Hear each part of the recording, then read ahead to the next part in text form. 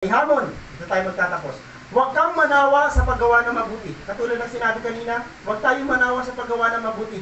Kung napapagod ka man, sabi ni Pablo, huwag kang mapagod sa paggawa ng mabuti. Huwag kang titigil sa paglilingkod sa Panginoon. Tigilan mo na lahat ng bagay, pero huwag kang titigil sa paglilingkod sa Panginoon. Pastor, kahit dalawa na lang ba audience? Hanggat si Lord ang pinaka-audience mo, huwag kang titigil. Tapusin mo ang iyong nasimulan sa Panginoon hanggang kamtan mo ang gantimpalang inilaan niya para sa iyo. Tapusin mo. Nagsimula ka lang din naman, tapusin mo na. Amen po ba? Tandaan niyo po, pag nagsabi ka ng isang bagay, nagpangako mo sa Panginoon, sisirain niya ng dyablo para masira ka sa Diyos. Ano ang challenge ko?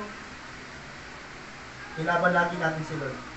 Ilaban lagi natin yung pangako natin sa Panginoon. Mahirap na tawanan tayo ng dyablo at sabihin sa atin ng dyablo, sabi ko sa iyo, hindi ka magtatagumpay.